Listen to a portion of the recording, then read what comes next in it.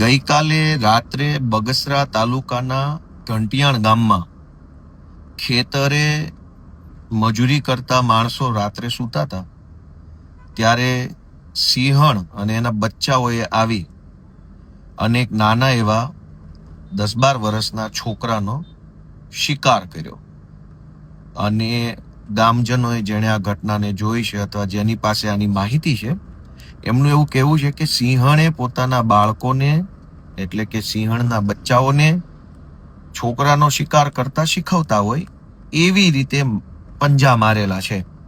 એટલે ખાઈ જવાની દાનતથી નહીં, શિકાર કેવી રીતે કરવો એની ટ્રેનિંગના ભાગરૂપે પંજા માર્યા છે પીઠ પાછળ અને અન્ય જગ્યા ઉપર. ગામજનો બધા એકઠા થયા. ઘંટિયાણ ગામના સરપંચના ખેતરે જ આ બનાવ બન્યો છે. ગામના સરપંચના ખેતરે થયું એવું કે બગસરા પંથકમાં લાંબા સમયથી દીપડા અને સિંહનો ખૂબ ત્રાસ છે. થોડાક સમય પહેલા જ દીપડાની પરેશાન ગતિની ઘટનાઓ બહુ બની હતી. પાછી અત્યારે સિંહની હેરાનગતિ વધી છે. એટલે ગામજનો ભેગા થયા. ગામના સરપંચના ખેતરમાં જ આ ઘટના બની. સરપંચ અને ગામના આગેવાનો અને અન્ય સૌ સામાજિક લોકોએ ભેગા મળીને એવી માંગણી કરી કે ભાઈ તમે આ દીપડા અને સિંહના ત્રાસમાંથી ખેડૂતોને છુટકારો મળે એના માટે કંઈક નક્કર આશ્વાસન આપો, મજબૂત અમને બાંહેધરી આપો અને શું પગલાં લેવાના છો એની અમને ખાતરી આપો.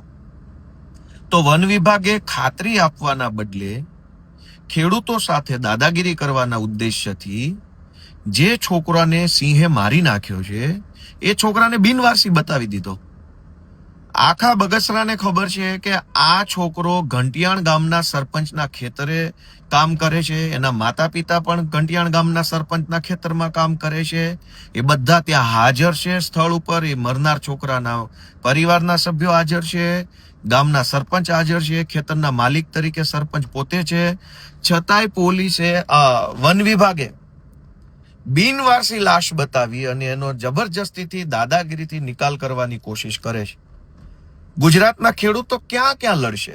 એક બાજુ ખાતરની લાઈન માટે ખેડૂતે લડવું પડે છે, એક બાજુ ટેકાના પૂરા ભાવ મળે એના માટે લડવું પડે છે, એક બાજુ વીજળી કંપનીની દાદાગીરી થાંભલા નાખે છે દાદાગીરીથી એની સામે લડવું પડે છે, એક બાજુ દીપડા સામે લડવું પડે છે, એક બાજુ વન વિભાગની દાદાગીરી.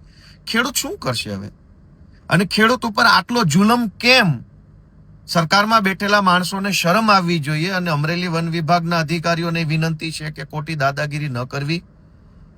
બાળક જે છે એની ઓળખ છતી થયેલી છે, બિનવારસી નથી.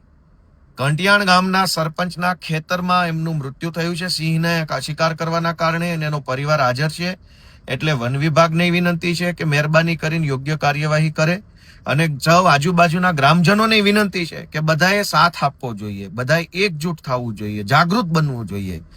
ક્યાં સુધી અન્યાય અને દાદાગીરી સહન કરશું? વીજળી કંપનીની દાદાગીરી, વન વિભાગની માથાકૂટો, ટેકાના ભાવની માથાકૂટો, સિંચાઈના પાણી માટે ક્યાં સુધી?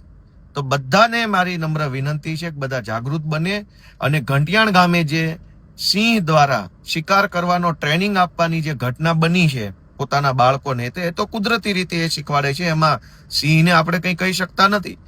પણ સિંહનું ધ્યાન રાખવા માટે જે નોકરીએ લાગ્યા છે એ વન વિભાગને આપણે કહેવું જરૂરી છે.